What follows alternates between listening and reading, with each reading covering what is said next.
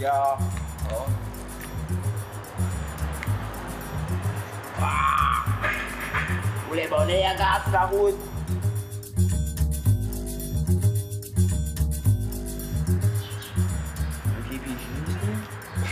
Kijk dan?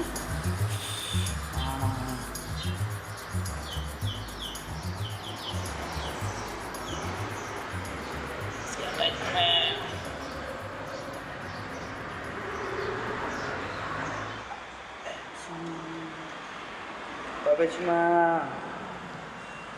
jawab weh. Fatigué, Hein? fatigué, frère. Fatigué? Pourquoi Ça mais? sort de là-haut, je me rappelle plus comment sort de là-haut. Hein? Sort de là-haut, je ne sais même plus comment on fait. Que puis on a son pied, on le tour un peu. On s'en a pris moun. On va rapide. Pourtant, tu n'as pas été barré danser, gars. Absolument barré. Je peux. Des boulons ambiance là-dedans, et puis, on va s'habituer encore. Je n'ai pas trouvé un là, ok. Pas ça y est, vous. Bon, c'est pas comme il est là, ici, ça est chaud. Vous avez ta bière à boire? Hein? Tu tard? Connais ton nom? Eh non. Boire café ou? Boire café. Ouais, bien Et pour plus café. on passe le café. Chapa. Pause. Ceci est une fiction.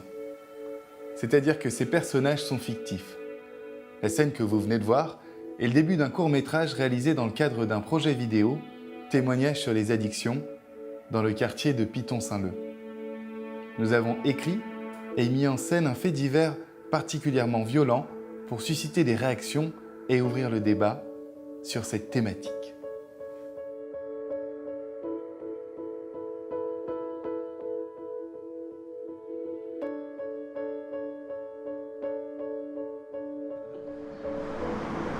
Bravo, pas cigarette à l'état.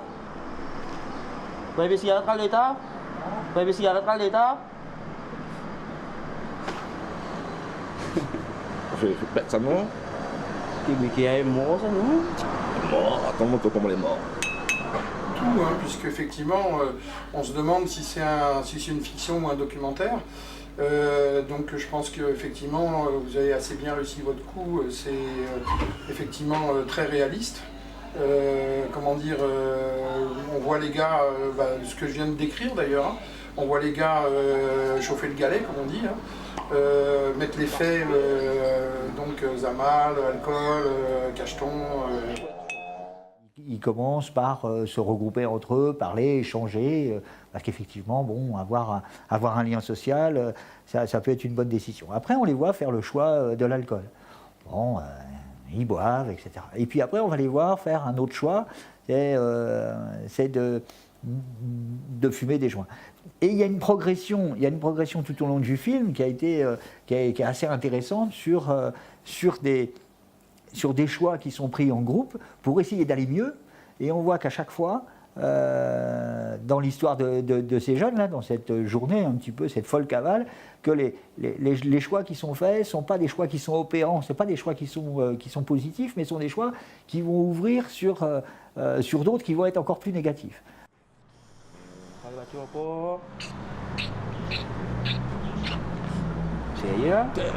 Je crois que ça est bon. Ah.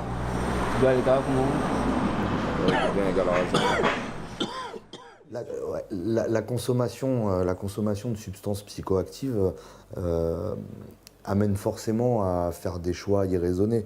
Mais on irait vite en besogne de dire que parce que les gens en consomment, tombent dans de la délinquance ou sont susceptibles de poser des actes criminels.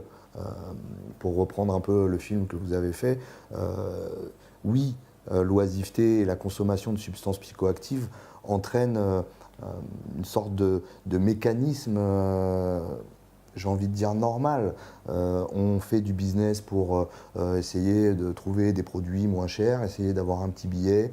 Le business amène forcément à faire des rencontres pas très, pas très correctes, pas très réglo. Et puis le business de la rue, ça reste très violent. Donc du coup, oui, effectivement, le fait d'être en marge de la société par la consommation de substances psychoactives, souvent illégales, parce que le tabac et l'alcool, on a juste à aller à la boutique, on n'est pas obligé de rentrer dans ces cercles obscurs et clandestins. Mais on irait vite en besogne de dire que parce qu'on fume un joint, on va consommer des drogues dures, parce que on a consommé de l'alcool toute la nuit, on va finir par faire un cambriolage. Non, moi je ne serais pas aussi enfermant en tout cas. Maintenant, il y a une réalité, il suffit d'ouvrir la page des faits divers, que ce soit ici à La Réunion ou en métropole. Il y a plein de passages à l'acte, effectivement, qui sont liés à des consommations. Hein. Comment ça? Et bien là, il faut les moyens après. Attention avec la situation. J'ai fait ma vie, qu'est-ce que ça fait? Là, il était dans Le rêve l'a fini, tout d'un coup bascule dans un cauchemar. Hier à l'école, t'es planifié toute vie. Il fallait se lever à 8h, fallait nanani, premier trimestre, deuxième trimestre. Toute l'année était planifiée. Là tout d'un coup, blanc, vide, net, plus rien. Tous les jours on lève, tous les jours ils ressemblent lundi, tous les jours ils ressemblent dimanche. C'est déstabilisant. Dans le film que les marmailles de Matt Juran l'a fait là, la scène devant la boutique, il image très bien ça. Les lourds, on a l'impression qu'un mur il tombe sur vous maintenant tous les jours là. C'est lourd à porter quoi. Et il comprend très bien que les gars, les gars ou les filles, hein, ils rodent un truc pour apaiser un petit peu ça, pour soulager un petit peu de ça, parce que c'est ce qu'ils appellent la tombe de la réalité. Et là, bah voilà, le rêve il casse, et ça c'est un moment très difficile. Et moi, je pense que c'est à ce moment-là où il est le plus fragile. business. L'euro, on a besoin de l'euro. On a besoin de l'euro. Ben, j'ai un business à 3. Partage l'euro. On a besoin d'Instagram, on a besoin de 10 000 le temps. On a fait l'euro. Ben, là.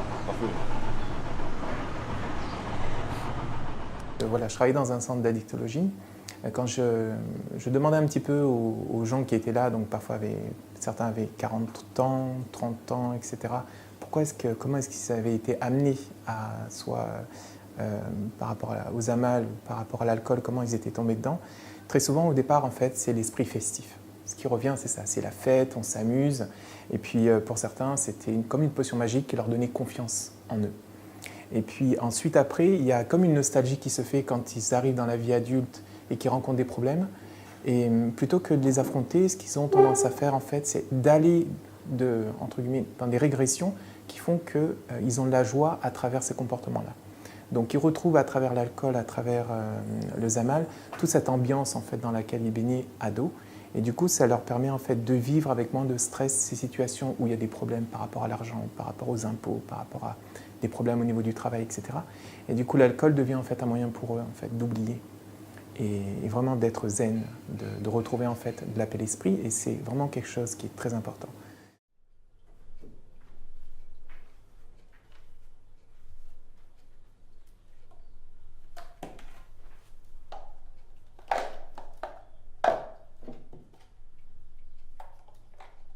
Michael.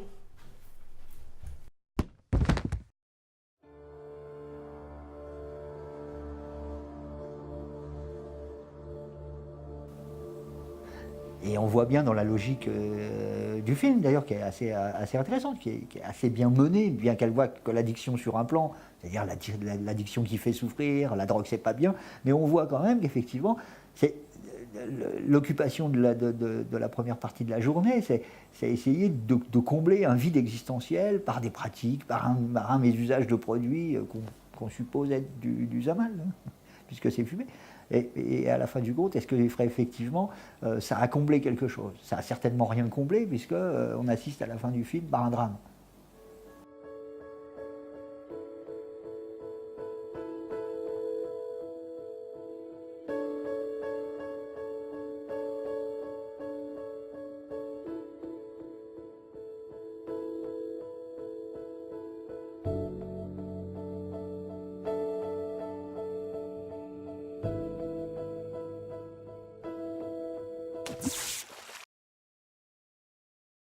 si nous regardons ça, moi, je vais vous reposer la question, est-ce qu'un gars, il fume un joint aujourd'hui, il va forcément venir un délinquant? Moi, je me dis non. Ça, il est clair, net, précis. Est-ce qu'il contribue à amener vers la délinquance?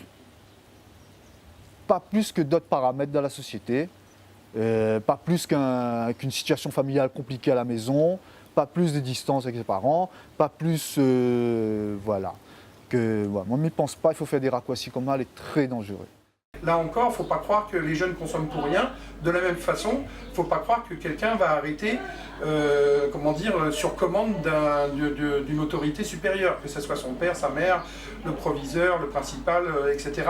Ça peut marcher, mais en général, il y aura replonge. Si ça ne vient pas de la personne elle-même, en général, il va reconsommer au bout d'un certain temps, parce que malheureusement, les mêmes causes reproduisent les mêmes effets. Souvent, on mélange d'ailleurs causes et conséquences. On a tendance à considérer que les addictions sont la cause des problèmes des jeunes, alors que le 3/4 du temps, ce n'est que des conséquences. Donc déjà, ne plus faire cet amalgame, c'est déjà pas mal. Pour nous, c'est un problème. Enfin, quand je dis nous, c'est la société.